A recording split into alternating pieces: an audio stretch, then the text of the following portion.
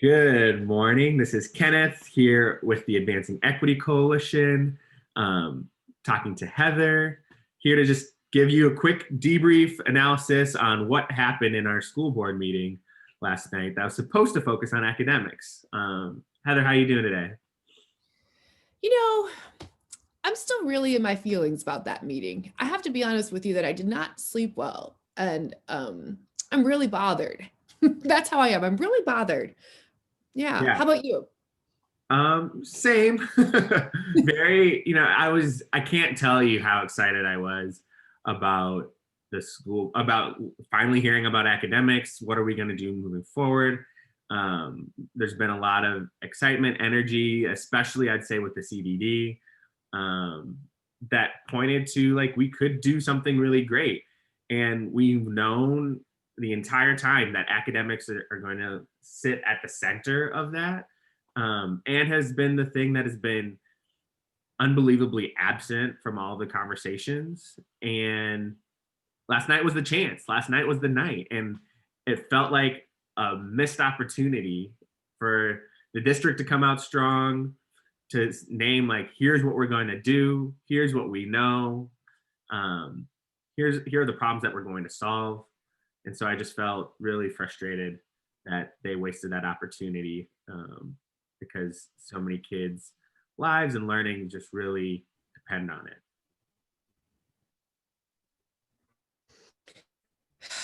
Yeah. I mean, I really think when we were listening and we were to sort of kept being about like a plan because COVID, or we don't know about this because COVID. And you made a really good point, which was just like, even before this year, we didn't have a plan. Right. And I think, that's where I really want to start is I was unbelievably frustrated with the tone that was set yesterday around academics that, COVID is the reason why we don't have any answers. COVID has made life difficult, teaching difficult, all that stuff. And it's not that I don't think those things are true. And I feel like sometimes we end up being the people that are like, oh, COVID's not a big deal. Stop talking about it so much. We understand how big of a deal it is. And the question is like, how do you govern through COVID? How do you lead through COVID? And we've been critical about that. And I understand that. But what I also think is true is we have to plan and create a plan for the future. And what I found unbelievably frustrating last night is that we had a conversation that basically said we don't really have a lot of data around how it last year ended, how this year is starting. So we don't really have a lot of answers for what we can and should be doing moving forward, which is just not true. We had 3/4 of data from last year that matched all of the data from the years prior around gaps and learnings. Like there are small gains here and there, like marginal gains here and there, or marginal losses here and there from quarters 1 through 3 from last year to the years before. And they were just acting as if they were like, we have no idea how the year was going to end, and as if they couldn't make a plan. And I just found that to be honestly insulting to my intelligence. That and the intelligence of everybody listening and everybody who's following this and cares, because there are real questions out there around how is this district going to change the outcomes for students that have a lot to do with COVID, and is even more important that they answer those questions because of COVID, but also to plan for a future that doesn't mean we're always in distance learning. And so I was just really, really frustrated by the tone that was set and that felt like was carrying on throughout the night, even by starting with a COVID update and the epidemiologist to just describe how dire the situation is. We all know how dire the situation is. It's good to continue to get information and details about that, but then to say because of this, learning's been so difficult, and then to say, oh, we don't actually have the data, so we don't know. And we know, we really do. Yeah, and we still know that the discrepancies fall along racial lines, right? So like nothing that we heard last night was different than what we kind of I mean, I was really expecting to hear the results that we received. I mean, it was disappointing to see those numbers. I kept reflecting last night as I was listening. I thought, like, I just think, like, it's, you hear 41%, you hear 50%, you hear, identifying letters, can identify letters and sounds. But I just think every single statistic, it's a child who deserves those skills, who is going to our buildings or right now to a Zoom call for whatever 6 hours a day, to leave with the skill of reading, writing, and doing math at grade level. Like, those are all humans. And I just think, like, what I was so frustrated and angry about last night was that I didn't hear any plan other than just kind of like, lots of diagrams about, it felt like this, but no, like, I want to hear, like, a plan. How are we going to make sure that these beautiful humans that we are entrusted with, that we as taxpayers are, like, getting our money's worth, that they leave being able to read and write at grade level? This is not a big ask.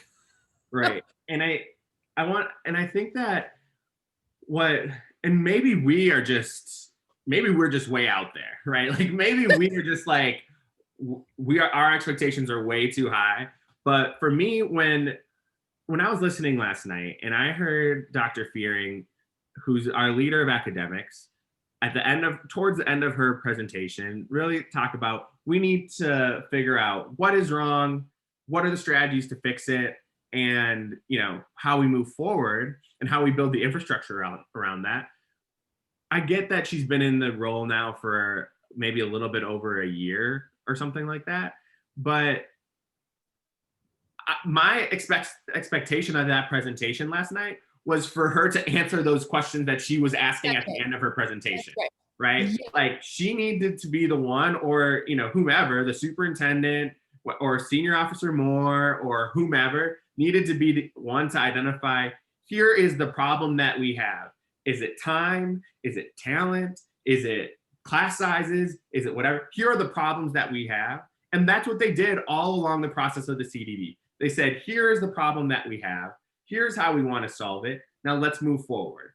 But when it comes to academics, that just breaks down completely, right? They do not tell us, here's where we think our problems lie. They included a literacy evaluation in the appendix of the presentation last night. They did not talk about their findings and what really stood out to them. And then if you dig into the literacy evaluation even further, you just see, especially for this year, like, there is no academic outcomes attached to those literacy evaluations. It was just a staff satisfaction survey, right? And so I just really, really struggle. And I get, again, like, there isn't data because of COVID, and there was no testing at the end of last year and to start this year. And so it makes it really, really challenging and difficult to be able to pair those things together. But this comes back to the first point, which is, we have data from previous years that hasn't really substantively changed at all. Why would you not pair those things together? And I think that's what's really, really frustrating for me, listening and having the expectation of a plan includes what is wrong, what are our strategies to solve the problem, and what are our goals in moving forward, and how are we going to make progress. That's what I wanted to see, and I just did not see that at all. And then felt tricked, as if, like, there's all this information. They had like 30 slides of information that they went through, 20 slides, whatever it was.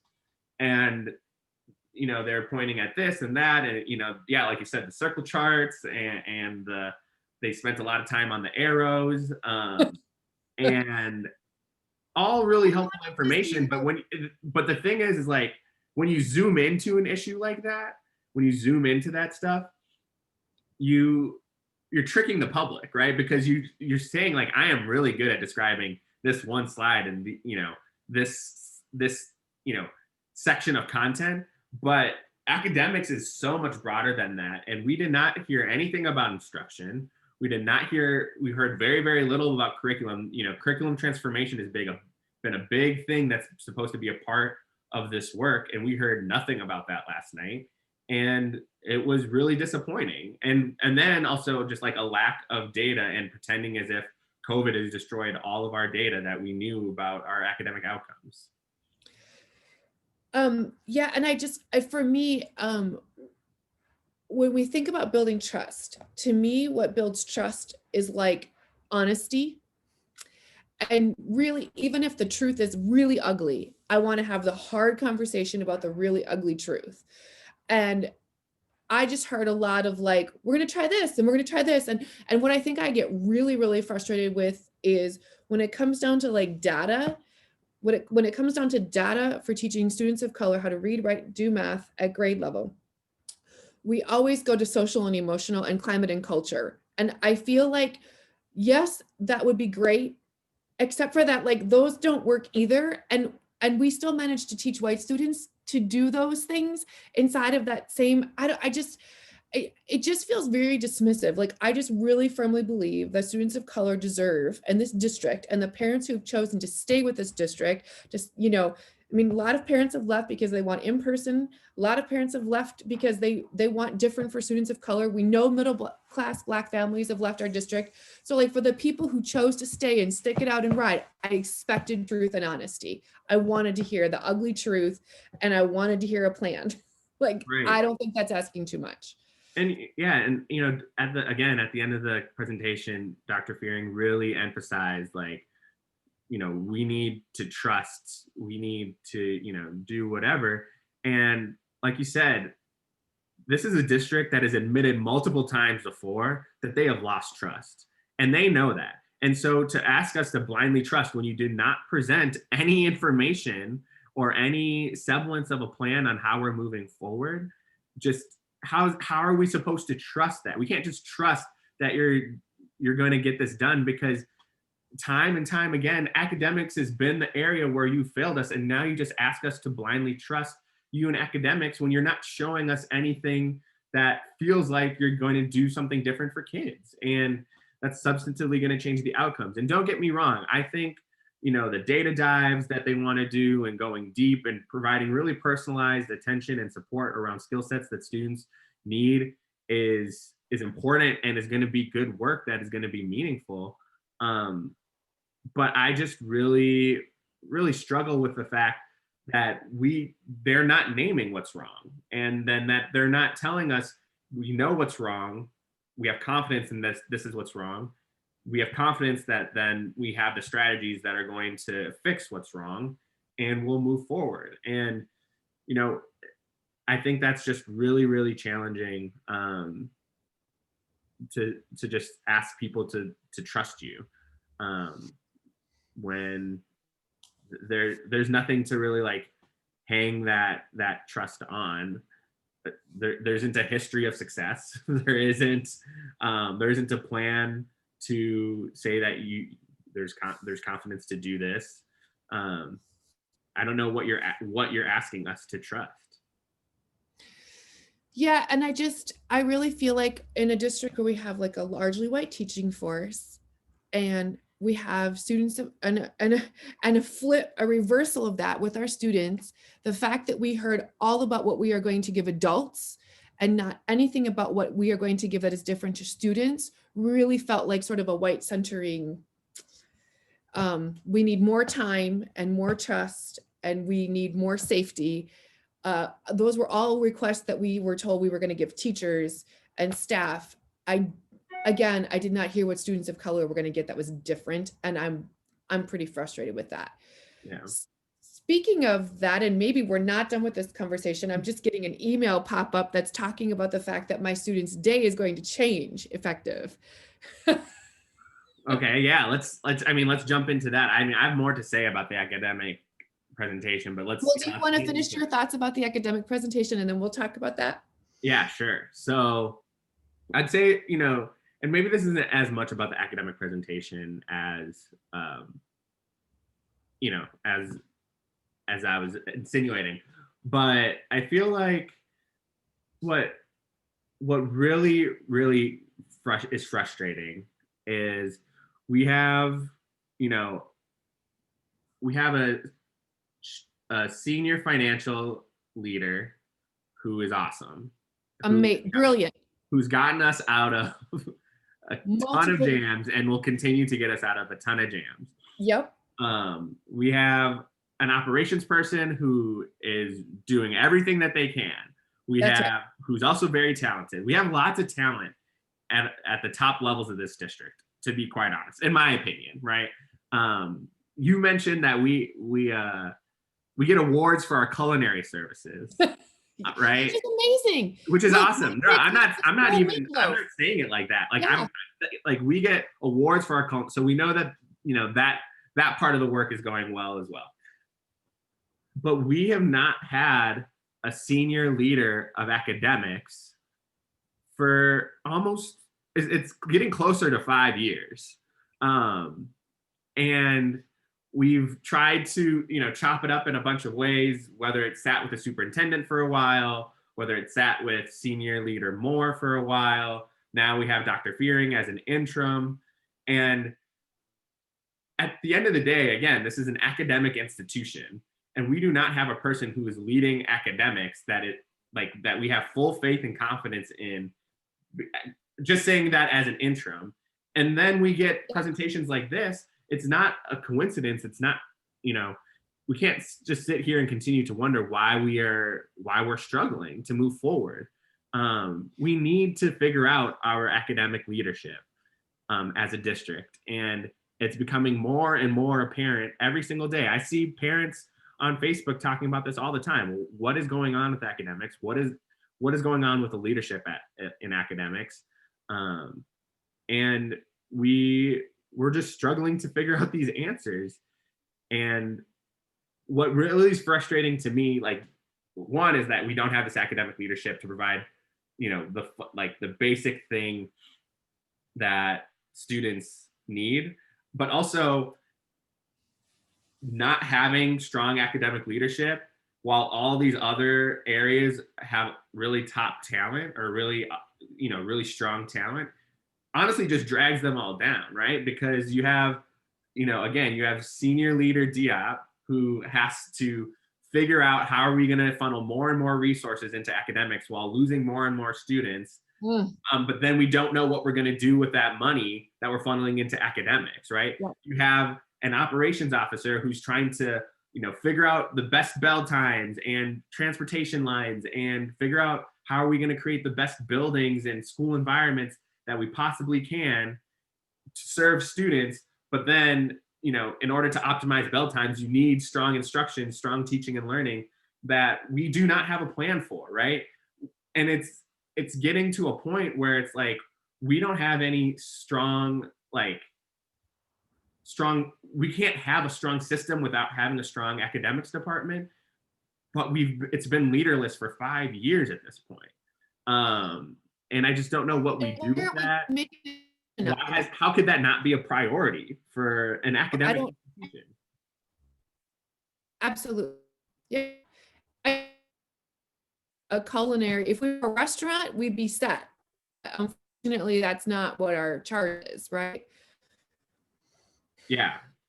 And so I just don't know really what to do with that. And, so sorry, Heather, it looks like you're breaking up a little bit. And so you might have had a weird freeze frame there for a second.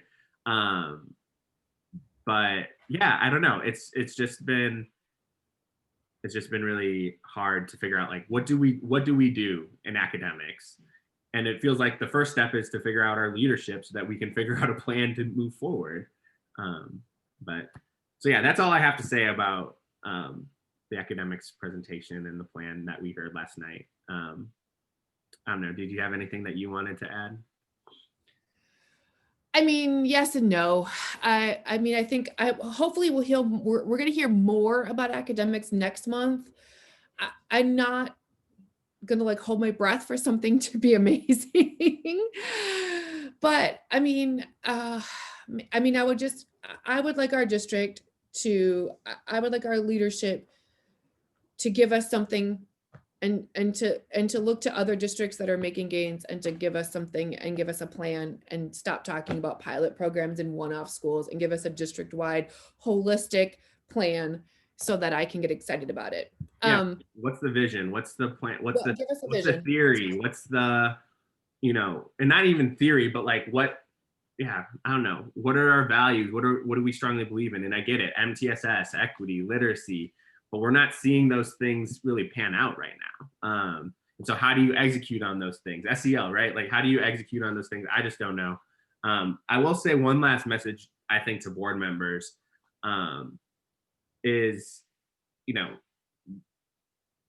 what you're going to hear and what we've been hearing over the last several years gets into the real nitty gritty of academics. And then it just kind of feels like you all pull back a little bit just because, maybe, yeah, you're not the senior academic leadership of the district. Ask the simple question. What is the plan? What are our goals? What resources do you need? What is going to be different? We heard some of those questions last night. And I think instead of trying to figure out like, oh, we need to figure out like the learning pathway between this and this, or, how, like, if you get those questions, ask those questions, sure. But also, I think even asking the district really simple questions to explain to not only you, but to the public would go a really long way. But that's just my theory on that. I agree with that. And I heard at one point in the presentation last night, Dr. Fearing mentioned a book that she felt like parents should read. And I just was like, oh, so is that the book? Is that the thing? Is that the theory of change that she's operating under? Then like, why didn't I hear about that last night? Like, I don't want you to tell me to go read a book. I want you to tell me the thing you read from the book, and then that's what we're going to do. Right. What are the strategies that we're pulling out of that? What's the theory of change? Exactly. I couldn't agree more. And it's just really hard to be so excited about what the future could be for Minneapolis public schools, because all these other moving parts are happening and hopefully are transforming what we get, and just to really strike out in academics again for another year. And like you said, hopefully we'll hear more. I think a good call to action for folks that are listening, I know other folks have already said this and done this, but email the school board, email the superintendent, get your questions in so that they can build a presentation around it, because That's right. I don't know if they know what we want to hear, and I don't know if they know that we have high expectations for what this academic presentation should be and what we want to know. So again, yeah, whether you're a parent, whether you're a student, whether you're a principal, teacher, whatever, whether you agree with us, whether you don't agree with us, I don't really care, honestly. Like, ask the questions, let them know what your questions are so that we can get a clear sense of where the district's at in academics. Because frankly, I didn't hear anything to tell me where they're going and what they're doing with academics last night. And I went through that presentation multiple times and listened hard. I really did. Okay, so the other thing that we didn't talk about in the meeting last night, besides our academic plan, was we didn't talk about the fact that there was like an MOA for an async day that we really didn't know anything about. We'd heard conversation, we'd heard that that's what teachers were asking for, and then it kind of just, we didn't hear it, but there was no slide about it last night. There was no conversation about the fact that like our distance learning seems like we're going to be under distance learning for a long time, right? We went back to 2. I'm starting to feel like maybe my kids are probably not going back into a building all year. And then a major agreement happened, a major piece of, you always say, a policy packet that dictates the days of students came through, and we didn't hear about it last night. So maybe we're going to get an announcement. I just got sort of an email, but we aren't talking about learning loss, but we are going to have an async day, and maybe those two things will help each other. I don't know, but I would have liked to have heard that last night as a parent. Yeah, we started to hear news about that leak out yesterday afternoon, I'd say. And so it is really confusing to me why they didn't take the opportunity to, share that more broadly, more publicly during the school board meeting last night. Yeah, I don't really have much to say. I'm curious, again, as your perspective as a parent, what does having an async day mean? I hear the fears of folks that say, we're losing another day of learning when we're already like, instruction's already being relatively watered down. We heard that from the district last night too, not in those exact words, but they're essentially saying we are struggling with instruction because we don't have as many options as we would if we were in person. Yeah, so I'm just curious. I hear that concern. I also hear the other side of this concern, which is like some of the other parts of teaching that aren't just straight instruction aren't able to happen because there isn't as much flexibility in the 5 days of synchronous learning. So creating one day of flexibility and making it asynchronous creates the opportunity to do that. And so I get that and I understand that too. But I'm not totally sure. So I'd love to hear more about from in your experience, again, only in one school and only in one grade, but what are your feelings on that? And what have you heard from other parents maybe? I think again, I'll go back to like student experience and the student survey, and students are feeling like they need some one-on-one time and they need questions answered with teachers. And so I will say my hope would be that maybe this async day will give teachers some breathing room so that they can have some one-on-one contact with students. I don't know. I mean, it's also new. And we just found out about it. I don't know if I necessarily like have any strong feelings about it, other than I hope that this decision was centering for student experience and not centering on adult experience. But I just don't know yet. We'll see. Yeah.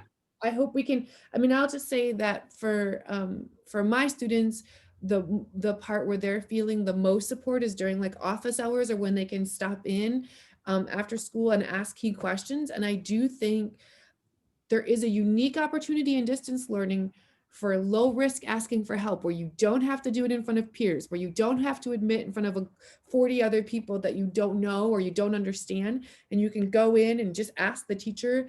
And there's an opportunity for students to like sort of take ownership of that. I do find that as one really amazing thing that I'm seeing that is different from distance learning. Yeah. I just hope I'm hopeful, but I have no way of knowing that an async day will create more one-on-one connection between students and teachers. Yeah. And that makes sense. I mean, some of the concerns I saw popping up as news of this was starting to spread slowly on social media was just the amount of strain that puts on parents to provide support that are staying at home with kids too. And I get it, and I don't know. All that feels really, really tricky to be able to balance. How does that impact a parent's work day, and so that feels unbelievably hard to find that right balance. I just think that if we're going to put that type of pressure on families and parents to be able to provide support on that async day or whatever, and in your, like you said, to center the experience of students, there has to be real accountability around how folks are using that asynchronous day, right? Like, are they creating their office hours? How many, not necessarily how many parents or how many students and parents are utilizing those office hours, but trying to get a sense of like, are people making the best use of that time? Are we seeing quicker turnaround in grading, and are we seeing better assignments maybe so that we can get better grading during that asynchronous day? Are people utilizing that one-on-one time? What are we getting? Better relationships between teachers and parents, or is there more communication happening? Like, it just needs to be worth it. And I don't know the mechanisms around how we're sure it's going to be worth it. Like, I'm not saying that I don't necessarily trust teachers, but I don't know if teachers are all getting like the proper guidance on how to make the most effective use of that asynchronous day. And I'm sure they know how to based on their own experience, but do we know that, again, like you said, are they going to use that day to make their lives easier, which makes sense, but also are they going to make that best use of that time to make students' lives easier? And I think we need to better understand those mechanisms, and that's why it would have been great to be a part of the discussion last night during the school board meeting. hopefully get more information about that. I'd like to know that.